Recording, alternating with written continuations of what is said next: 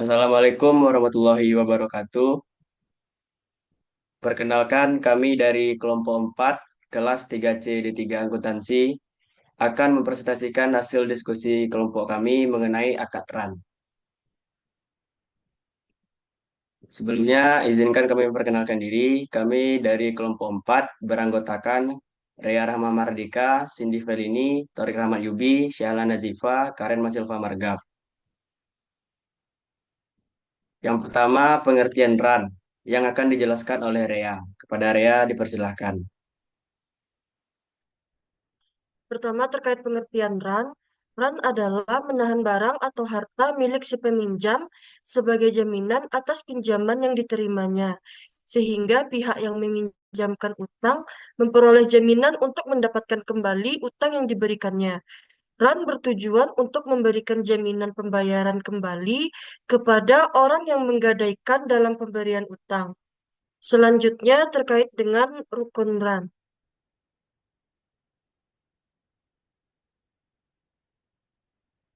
Rukun RAN ada tiga. Yang pertama, transaktor. Rahin adalah orang yang menggadaikan, sedangkan murtahin adalah orang yang memberikan pinjaman. Yang kedua, objeknya barang yang digadaikan dan hutang. Yang ketiga, ijab kobul, kesepakatan antara rahin dan murtahin.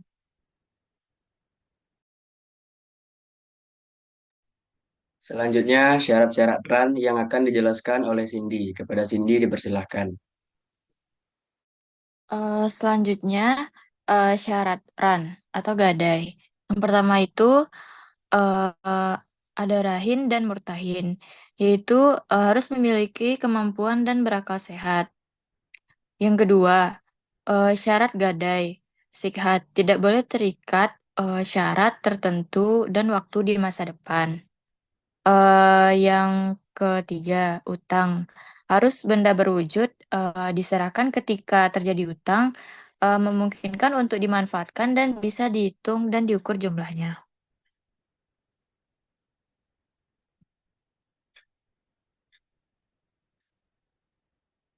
Selanjutnya, akad perjanjian RAN.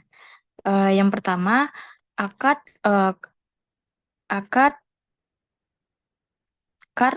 Al-Hasan, yaitu dilakukan untuk nasabah yang menggadaikan barang keperluan konsumtif dengan memberikan biaya upah.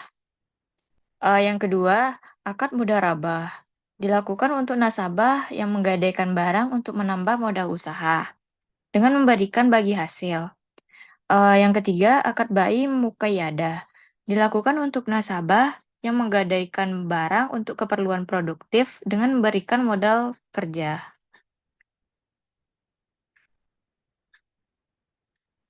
Selanjutnya, prinsip pegadaian syariah yang akan dijelaskan oleh Karen. Kepada Karen dipersilahkan.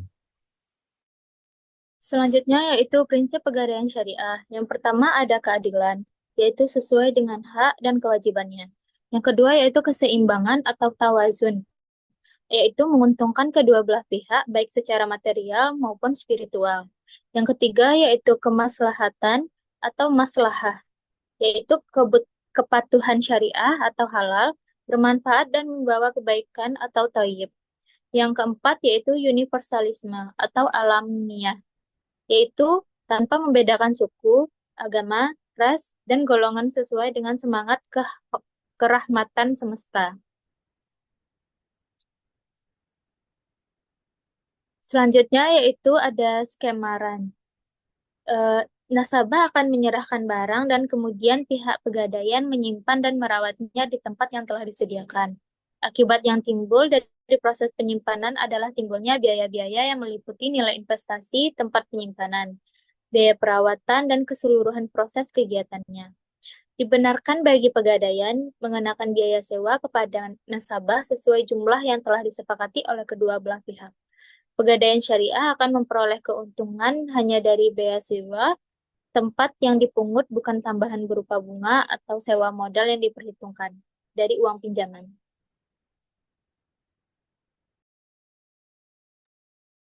Selanjutnya, pemanfaatan oleh Rahin yang akan dijelaskan oleh Syahla. Kepada Syahla dipersilahkan. Baik, selanjutnya itu pemanfaatan oleh Rahin. Yang pertama, Rahin tidak boleh memanfaatkan barang tanpa seizin Murtahin. Begitu pula sebaliknya. Yang kedua, jika barang sudah berada di tangan Murtahin, Rahin mempunyai hak untuk memanfaatkannya. Yang ketiga, Rahin dibolehkan untuk memanfaatkan barang jika tidak menyebabkan barang berkurang. Jika menyebabkan barang berkurangnya barang, maka perlu meminta izin kepada Murtahin.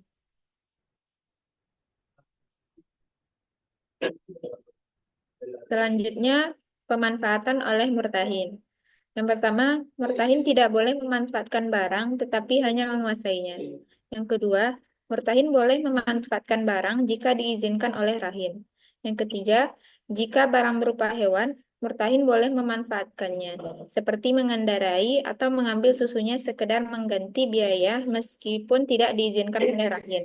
Adapun barang selain hewan tidak boleh dimanfaatkan kecuali atas izin rahin.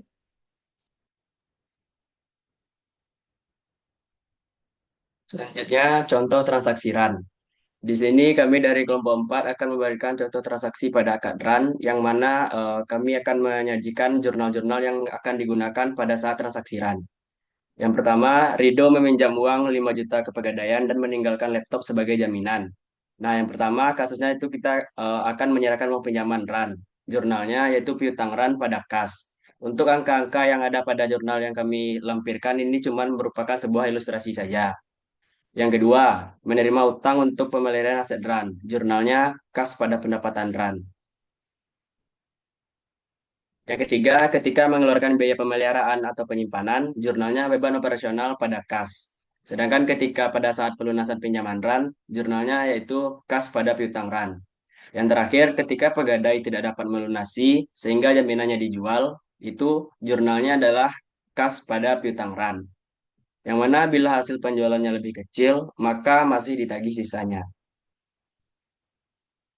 Demikian presentasi dari kelompok kami mengenai akad RAN. Jika ada salah kata, kami mohon maaf. Akhir kata kami akhiri. Assalamualaikum warahmatullahi wabarakatuh.